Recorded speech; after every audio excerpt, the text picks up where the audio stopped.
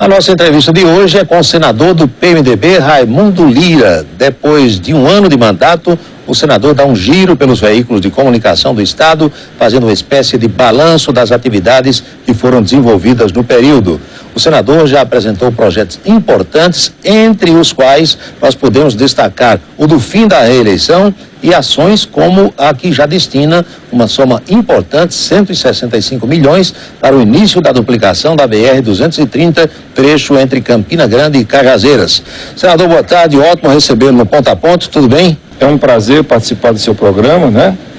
E, naturalmente, fazer os esclarecimentos das informações que você considera que são importantes aos seus telespectadores. Foi um ano de muito trabalho, senador. Um ano de muito trabalho, porque eu passei mais de 18 anos fora do Congresso Nacional e aí eu tive que realmente me dispor a trabalhar muito. A minha carga horária tem sido de 50 horas semanais, né, para que eu pudesse recuperar todo o conhecimento que eu tinha do funcionamento do Senado. Se reambientar na casa, né? Se reambientar.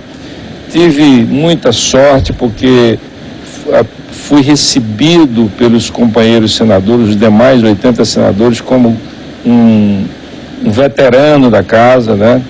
E foi muito bom, muito interessante, porque eu fui logo reconduzido à vice-presidência da Comissão de Assuntos Econômicos, aquela comissão que eu fui por 2 vezes presidente. É a mais importante, eu considero, do Congresso. Exatamente. E na minha posse, né, eu fui homenageado pelo Senado como sendo o senador que fundou a Comissão de Assuntos Econômicos, sendo o senador o único que foi 2 vezes presidente da Comissão de Assuntos Econômicos, e agora estou sendo pela 3ª vez para defender os interesses da Paraíba e do Brasil. Eu fico imaginando, eu aqui com a minha santa ignorância, o seguinte: um homem como o senhor, realizado na vida, financeiramente, economicamente, que a gente conhece, com muita luta e com muito trabalho, porque eu lembro do senador Raimundo Lira quando era bancário ainda em Campina Grande. Eu lembro depois do senhor já no estágio melhor da vida, quando tinha um Alfa Romeo, salvo engano era um carro azul, placa 7777, alguma coisa assim, e eu levia toda noite ali no calçadão, com os amigos, batendo papo, trocando ideia, e hoje ser uma das 81 pessoas do país integrantes do Senado. O que é que passa pela sua cabeça, senador? O que passa é muita responsabilidade, né? Porque eu passei esses anos fora construindo e administrando as minhas empresas e formando os meus filhos, me dedicando à família, e agora eu tenho mais do que nunca essa vontade e essa necessidade de dedicar toda a minha experiência, todo o meu trabalho, todo o meu esforço, toda a minha energia para defender os interesses do nosso estado da Paraíba. Deve ser, no bom sentido, um orgulho. Um orgulho. A pessoa está naquela casa. Com certeza. País com 200 e tantos milhões de habitantes. Eu ser uma das 81 pessoas que estão aqui, deve ser uma coisa maravilhosa. Com certeza. E aqui eu posso dizer, apenas para fazer um parênteses, né, a Paraíba tem 3 senadores, a exemplo do Brasil todo, né? Cada unidade tem 3. Exatamente. E graças a Deus, graças à história de cada um, nenhum dos 3... Os 3 estão desempenhando um papel... Não tem nenhum envolvimento com essa chamada Operação Lava Jato. E diga-se de passagem, eu a denominaria de Operação Lava Brasil, porque ela vai deixar o Brasil mais limpo, com certeza, e melhor. O senhor falou nos outros 2 senadores, Zé Maranhão e Cássio Cunha Lima, que já estiveram aqui nesse programa, e conosco na Itararé, e os 2 foram governadores. O senhor pensa em governar a Paraíba um dia? Isso é muito circunstancial, Paulo, é muito circunstancial. A gente muitas vezes faz o que não quer. Por exemplo, em 1994 eu fui para a reeleição, em primeiro lugar nas pesquisas, eleito, todo mundo considerava eleito, todas as pesquisas do país me colocaram como eleito. Favoritismo total. No fim, perdi por uma diferença pequena. E agora, eu me candidatei a suplente senador, não tinha, assim, a menor pretensão de assumir um mandato pleno. E pela primeira vez na história do Senado, o ministro do TCU, um senador, vai ser ministro do TCU ainda na metade do mandato, que foi o caso do nosso querido senador Vital do Rego. Então são circunstâncias que conduzem o nosso destino. Muitas vezes a nossa vontade, ela não prevalece. O senhor é um homem que acredita nos poderes divinos, acredita em Deus, sabe que às vezes essas coisas estão reservadas para nós. Isso é verdade. São coisas interessantes. Eu sou crente, a minha esposa é muito religiosa, entendeu? Eu acho que as coisas maravilhosas que acontecem, às vezes até as dificuldades que acontecem, as coisas maravilhosas a gente agradece a Deus, e as dificuldades a gente se aproxima de Deus, né? Tentando suplantá-las. Tentando suplantá-las. E eu acho que não entendo uma pessoa que não acredita em Deus. É um direito de cada um, mas eu não entendo, porque eu acho que é o que nos dá mais força, mais determinação, mais significado da nossa vida, é exatamente a gente acreditar que existe um Deus. Várias das suas ações durante esse ano de mandato foram destacadas aqui nesse programa e lá no rádio, onde a gente está na participação todos os dias. E um deles, que eu destaquei, em conversa inclusive com o Carlos Magno, foi o senhor ter entrado como suplente. Eram essas as regras do jogo, mas o senhor ter entrado com um projeto para acabar com isso. Uma coisa que eu achei interessante, para que nas próximas eleições, nas futuras, isso passando, o primeiro colocado seja titular, o segundo, o primeiro suplente, o terceiro, o segundo suplente, e assim sucessivamente. É uma coisa, como é que os pares receberam isso lá na casa, senador? O projeto, que na realidade é uma emenda constitucional, uma PEC. Uma PEC, ela teve muita aceitação. A relatora, a senadora Simone Tebet, que é doutora em Direito Constitucional, sabe? Ela foi designada relatora por ser uma profunda conhecedora disso aí, e foi aceito com muito bem aceito, sobretudo porque estava sendo apresentado por um suplente. Então eu acho um pouco exótico que um senador, por exemplo, na Paraíba, ele seja eleito com 1.050.000 votos, 1.050.000 votos. O outro tirou 900 votos, e depois ele vai ser governador, tem um impedimento qualquer, e um suplente que não foi votado, né? Ele vai assumir em detrimento daquele que tirou 900.000 votos. Agora, alguns poderiam pensar que o senhor era a única pessoa que jamais entraria com um projeto desse. Exatamente. Aí, veja bem, apesar de que, como eu te falo, eu não conheço no Senado Federal nenhum caso em que um senador assumiu como suplente, né, um mandato na sua inteireza, um mandato pleno, já sendo senador. Acho que é o primeiro caso. Então, eu não conheço nenhum caso, e por eu ter sido senador, ter tido um desempenho que o Senado, os companheiros consideravam como um desempenho altamente positivo, eu fui recebido e abraçado pelos colegas, né, como um senador pleno, como um senador veterano. Tanto é que fui diretamente eleito vice-presidente da Comissão de Assuntos Econômicos. Peguei no primeiro ano a relatoria mais importante do orçamento da União, que é o relatório do Ministério dos Transportes. Existem dois outros maiores, que é Saúde e Educação, mas são recursos carimbados que não têm mobilidade, né? Fui convidado para compor a comissão de desenvolvimento nacional, aqueles que a imprensa nacional chamou de Agenda Brasil, que são senadores, a partir do Zé Serra, por exemplo, eles consideram que são senadores que têm um bom conhecimento de economia, conhecem bem a economia brasileira, e eu fui convidado e participei. E lá na Agenda Brasil, tive também a sorte e a felicidade de ter um projeto meu escolhido, porque a Agenda Brasil escolheu os melhores projetos. Selecionou os melhores, projetos de 4 anos, 5 anos, 6 anos e 10 anos que estavam lá no arquivo, os melhores projetos, novos, médios e antigos, para que os projetos que foram identificados como sendo importantes para essa nova Agenda Brasil. E eu tive um projeto que foi escolhido. Qual era esse projeto e qual foi esse projeto que foi aprovado em dezembro? Que foi um projeto que dava uma nova feição a revitalização do Rio São Francisco. Eu me inspirei na revitalização do Mississippi, dos Estados Unidos, que desde 1910, todos os dias de lá até cá, nunca parou um dia do processo de revitalização ser absolutamente continuado e definitivo.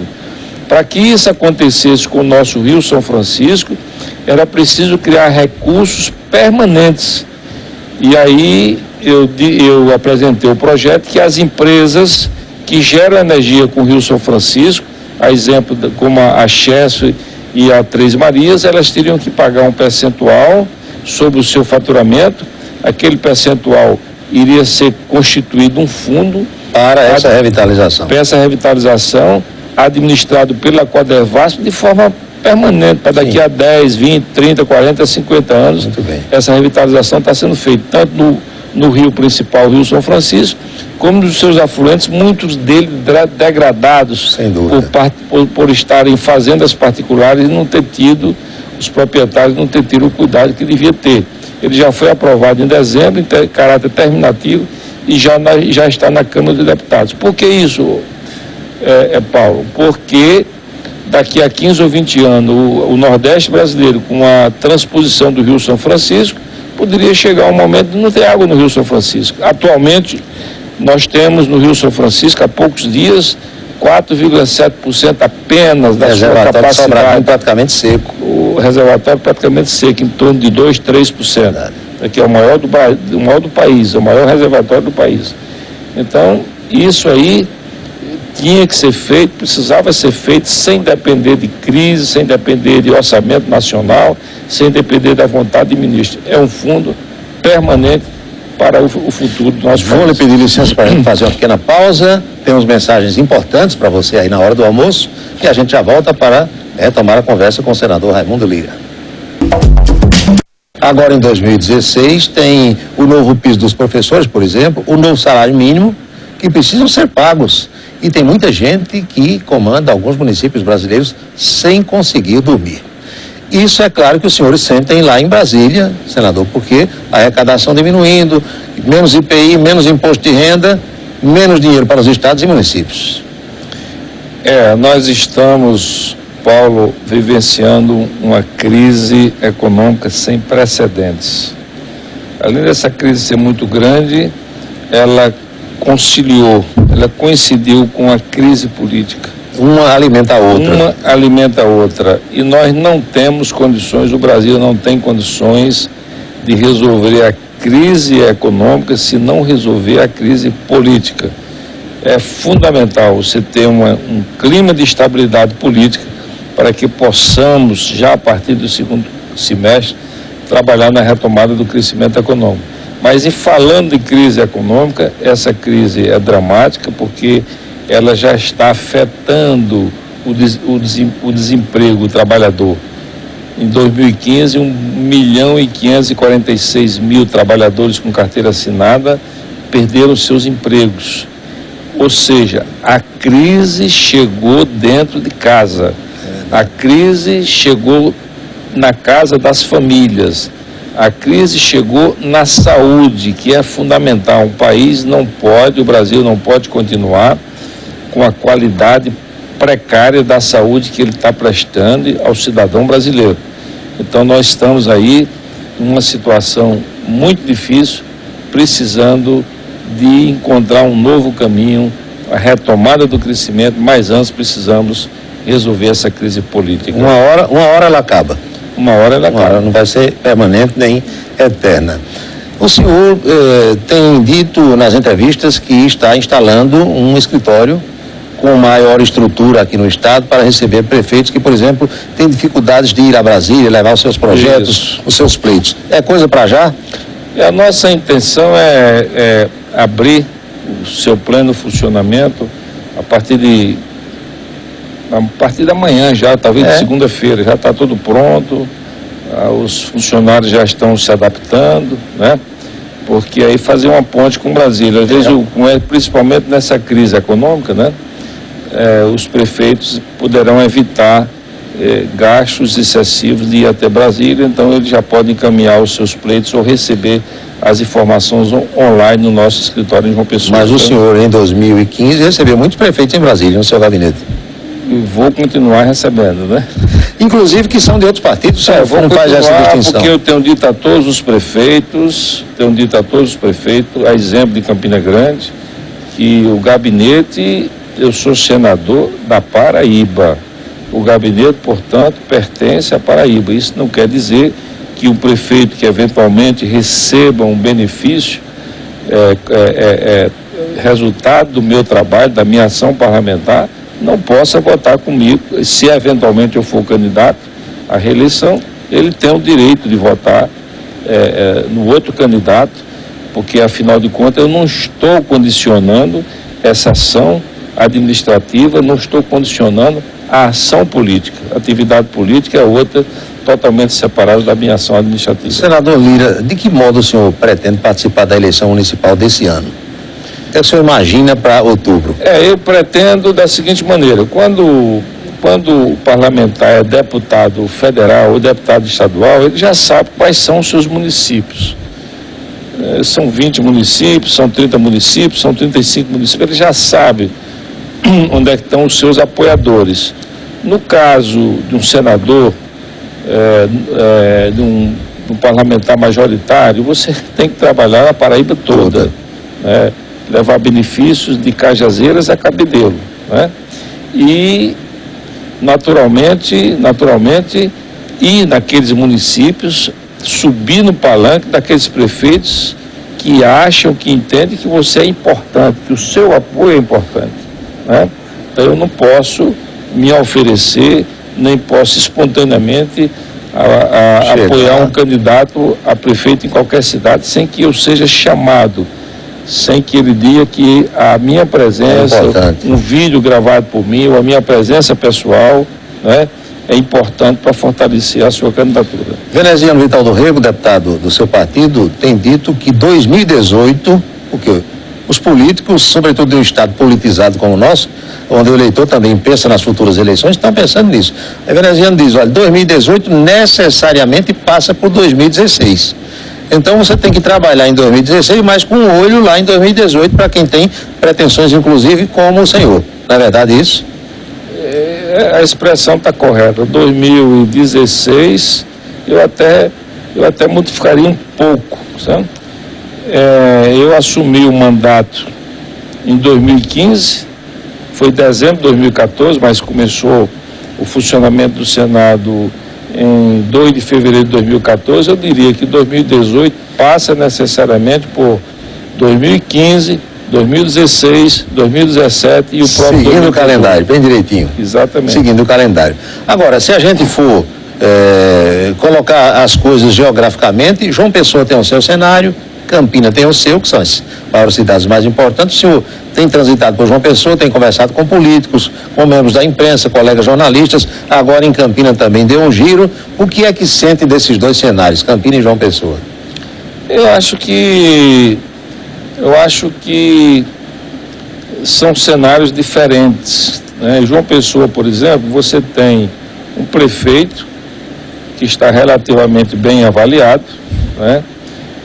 Mas tem também um candidato do governador, que o governador está muito bem avaliado em João Pessoa, sabe?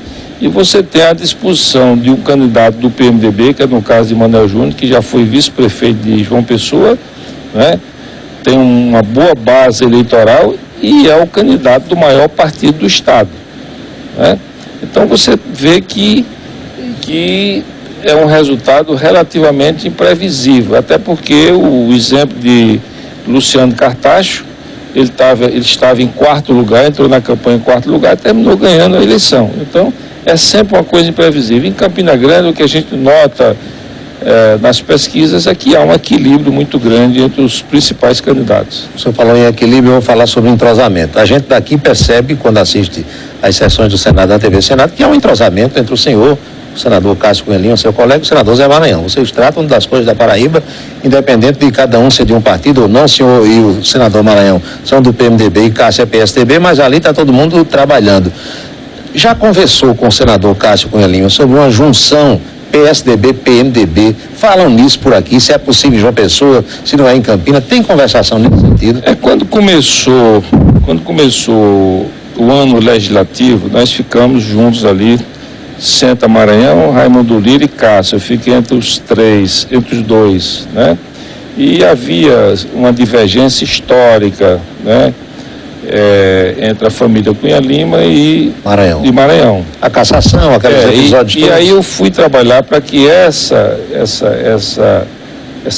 acabar essa resistência. Que a barreira fosse derrubada. Acabar essa resistência e depois, num determinado momento, sei lá, já no 60 dias, 90 dias depois e tal, aquela convivência, mas aquela convivência um pouco amistosa.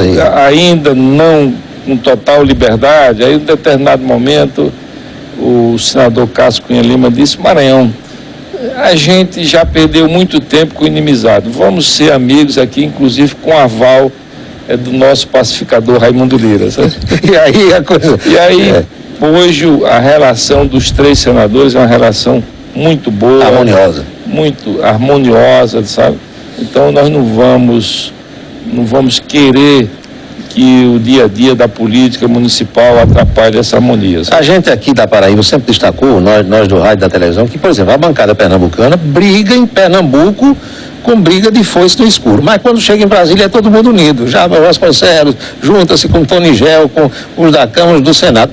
A gente está caminhando para isso, pelo menos no Senado já chegou. Mas eu quero saber ainda sobre a eleição daqui. Vocês trataram de alguma junção PMDB, que é o seu partido, com PSDB, o que dizem nos bastidores, eu vou ser muito direto. Olha, Cássio Cunha Lima quer fulminar a veneziano Vital do Rego aqui em Campinas.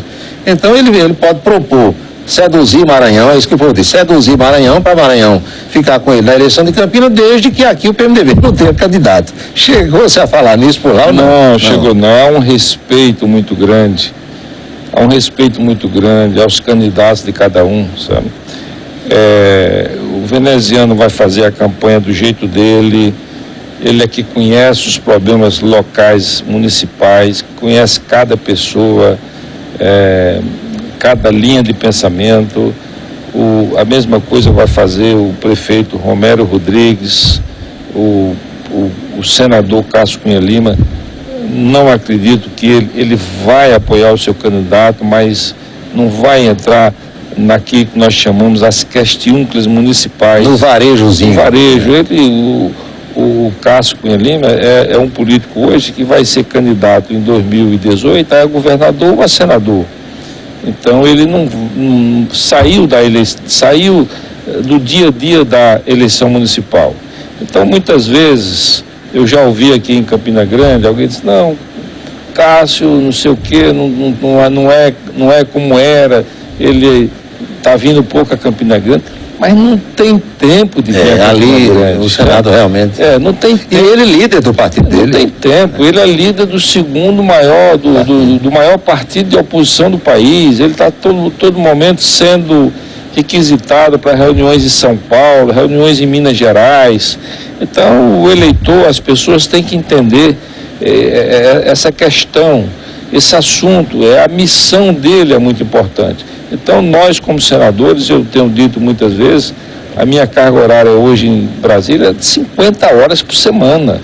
Eu sou empresário, mas eu só tiro 2 horas para tratar de assuntos com meus filhos, sobre as minhas empresas. Ocupado ali direto. Direto. Se você não fizer isso, você não consegue fazer as coisas. Se você sair correndo daqui na terça-feira, voltando na quinta, etc e tal, você pega o bonde já andando, né? Exatamente, você não tem o tempo necessário, né, para fazer. E a imprensa nacional compreende muito isso, né, porque veja a situação de nossos deputados, por exemplo, né, que eles têm que fazer esse tipo de viagem e voltar imediatamente às suas bases. Então fica a imprensa nacional exigindo que o parlamentar dê mais presença, fique mais lá, trabalhe mais no Poder Legislativo, no Senado e na Câmara, e a base eleitoral exigindo que ele esteja aqui. Então tem que ter essa compreensão e o parlamentar, o senador, o deputado, encontrar um equilíbrio para fazer as duas coisas na medida certa. Muito bem. Outra pausa, E a gente já volta para saber se o senador Raimundo Lira já decidiu se é mesmo candidato à reeleição em 2018. Falar um pouquinho mais sobre esse projeto importante dele, essa emenda que ele coloca e que consegue no Ministério dos Transportes para duplicar o trecho Campina, Farinha, Praça do Meio do Mundo, BR-230. No instante só, não sai daí. Senador Raimundo Lira, reeleição em 2018. São 2 vagas. O senhor tem direito, o Cássio Cunha Lima tem direito, o Maranhão, se quiser, tem direito. Como é que vai ser isso aí? O que eu tenho dito é muito simples, é muito direto. Eu estou fazendo um trabalho de 4 anos, 2015, mais 2013, mais 2016, 2017 e 2018. Se ao chegar em 2018, no ano das eleições, eu tiver realizado um acervo positivo no meu trabalho como parlamentar, tiver correspondido às expectativas da população paraibana e a população paraibana achar, entender que eu tenho todas as condições de pleitear a reeleição, isso dito através das manifestações pessoais, através das pesquisas, né? Então, com certeza, eu irei para a reeleição, né? Porque eu gosto do que faço, eu estou amando o que eu estou fazendo isso com prazer. Eu sei que é um sacrifício muito grande, em detrimento das coisas que eu gosto de fazer em particular, e em detrimento da convivência com minha família. Então, isso é apenas para eu dizer, dar um exemplo aqui, né? Eu sempre gostei lá em Brasília de ir, eu gosto de cinema. Todo domingo, um casal, um amigo, a gente ia para o cinema, almoçava no shopping e depois assistia um filme, né? Em 2015 eu só fui uma vez. Dona Rita não deve gostar muito, não. Mas eu digo, vá com suas amigas, porque eu não vou ter condição, de ir, né? Eu passava aqui 60 dias na praia, tomando água de coco, andando ali entre Cambuinha e Areia Dourada, assistindo filme lá no cinema de Manaíra, né? Quando vinha para Campina Grande, assistindo filme aí do Capitólio, Babilônia. Não, Capitólio e Babilônia, aqui no shopping já, né? Entendeu?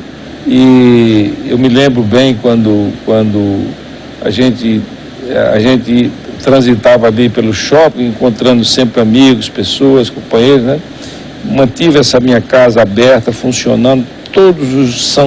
As festas de São João, sempre trouxe ministros do STJ, ministro do TCU, empresários importantes que hospedavam na minha casa, né? E para passar o São João, em outros períodos que eu não estava também, na outra metade, eu emprestava a casa para pessoas, amigas que vinham do sertão, que vinham de Recife, tá certo? Então, mas eu estava fazendo isso de uma forma privada, né? Ou como empresário ou como cidadão. Não tinha para quem estar dizendo na imprensa se não era um homem público. Exatamente, porque a Paraíba tem uma das imprensas políticas mais ativas, mais dinâmicas do país, mas ela quer saber o que está fazendo o homem público, né? Aquele que tem mandato. Esse é o papel dela. Ele está ali em nome da população da Paraíba, especulando, sabendo o que é que você está fazendo, o que é que você fez, por onde você está andando, né? Mas a imprensa não tem tempo para saber o que o empresário, o que o cidadão está fazendo, porque não é o papel dele. E nem ele tem o dever, nem a obrigação de dizer o que está fazendo. Exatamente. Porque ele está cuidando da sua vida pessoal. Quando o senhor falou aí no shopping, no cinema, já como senador, quando o senhor está aqui pela Paraíba, como agora por Campina, que vai no Bananal, que vai no Bar do Cuscuz, que vai não sei aonde, com que reações o senhor se depara? O povo quando lhe encontra? Ontem eu almocei com um grupo de amigos. Você estava... O Carlos me convidou para ir lá no Bananal. Já fui no Bananal, encontrei você também lá. Outras vezes, sem ser do nosso grupo, né?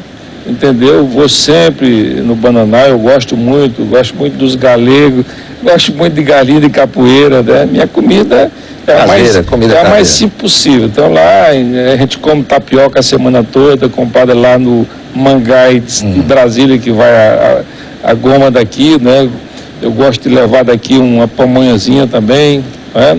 É feijão verde, sabe, é arroz simples. Então é uma comida absolutamente normal. Então eu frequento esses ambientes dessa forma. Essa semana nós tivemos lá do shopping Manaíra, ficamos lá no Café São Brás do meu amigo do grupo Zé Carlos da Silva Júnior, que é um grande campinense, um grande empresário, a sua família, uma família empreendedora, né? Convivendo, encontrando as pessoas. Batendo papo, depois ideia. A gente vai lá tomar um sorvete de coco ali na Friberg, sabe? Depois passa pela praia para tomar água de coco do Canudo, sabe? Entendeu? Dá uma caminhada no calçadão, sabe? Então a gente vai encontrando com as pessoas, interagindo. Muitas das pessoas mais jovens não me conhecem, né? As pessoas de mais idade, a partir dos pais, os tios, aí já os pais, os tios já vão me apresentando a juventude. É o senador Raimundo Lira, não sabia que era o senhor, não sei o que e tal. Então essa interação ela é muito importante, né? Mas isso é o mais gostoso do mandato, sabe? E é o que você não pode fazer muito. Agora mesmo no dia 5 de agosto, 4, 5 e 6, eu fiquei lá em Cajazeiras, que é a terra onde eu nasci. Campina é a minha paixão, né? Cajazeiras onde eu nasci, né? E passei 3 dias lá, interagindo com toda a cidade. Eu vi sua luta, inclusive, para que a ANAC homologue o aeródromo de lá, o aeroporto. Exatamente. Que é um aeroporto regional. Aeroporto regional. Levei também o ministro da Integração Nacional para o canteiro de obras, exatamente no dia do aniversário de São José de Piranhas, né? E para ele se comprometer com a imprensa local, a imprensa regional, de fazer o canal que precisa para completar canal de 6 quilômetros, ligando a barragem de Caiçara, a barragem de Jeruá, restaurar a barragem de Jeruá, voando de helicóptero por cima, tem que ser feito isso. E ao chegar em João Pessoa, né, um repórter me perguntou na televisão, disse: senador, o senhor acompanhou o ministro da Integração Nacional lá para ver as obras do São Francisco? Eu disse: não, eu não acompanhei, mas está aí na imprensa. Eu disse: não, eu não acompanhei. Eu trouxe o ministro da Integração Nacional. É verdade. Isso aí. Agora, semana passada, o senhor também recebeu uma informação muito boa. A gente acompanhou o ministro dos Transportes, Antônio Carlos, garantiu esses 165 milhões já para começar em abril, essa duplicação aqui. Exatamente. Quando eu vim aqui no primeiro mês de mandato, né, eu disse... No outro mandato eu sonhava com a duplicação da BR-230 do trechozinho Cabedelo, João Pessoa, né? Então ninguém acreditava, lutei até que consegui aprovar a dotação federal para fazer essa obra. Depois o Estado assumiu como obra delegada, mas com dinheiro do governo federal. E agora eu resolvi sonhar mais alto ainda, que é a duplicação da BR-230 de Campina Grande a Cajazeiras. Uma obra grande, a maior obra viária do Nordeste brasileiro, uma obra que chega a um custo superior a 700 milhões de reais, mas aí eu fui trabalhar como? Eu fui me articular dentro da minha bancada, dentro do Senado Federal, para que eu fosse indicado o relator do orçamento do Ministério dos Transportes, que é o ministério, que é o relator, que é a relatoria mais importante. Então, com muita luta durante esse ano todo, conseguimos manter essa dotação de 165 milhões, que, repito, já está no orçamento da União, já está no orçamento do Ministério dos Transportes. E aí alguém aqui na Paraíba disse: não, isso aí não é coisa de Raimundo Lira, não, né? Aí eu estava no rádio, no programa de rádio, aí em cadeia de rádio, e alguém me informou isso, não através do microfone, informou em off, né? E que alguém teria colocado num blog aí qualquer. Não, isso não é coisa de Raimundo Lira, não. Vou ligar para o ministro. Aí eu peguei o telefone, liguei para o ministro, ele me atendeu na hora, né? E falou ao vivo, dizendo: não, a dotação foi aprovada pelo senador Raimundo Lira, né? A obra vai ser licitada até abril, e aí indagado disse que a obra iria demorar 14 meses. Mas por que uma obra dessa demora 4, 5, 6 anos, eles querem 14 meses?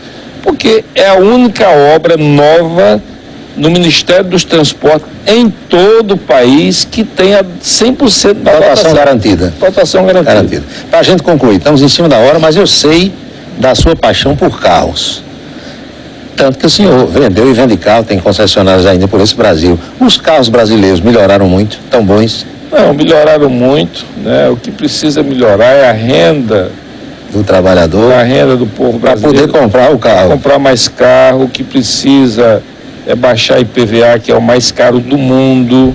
O que precisa é baixar um pouco a carga tributária do automóvel em caráter definitivo.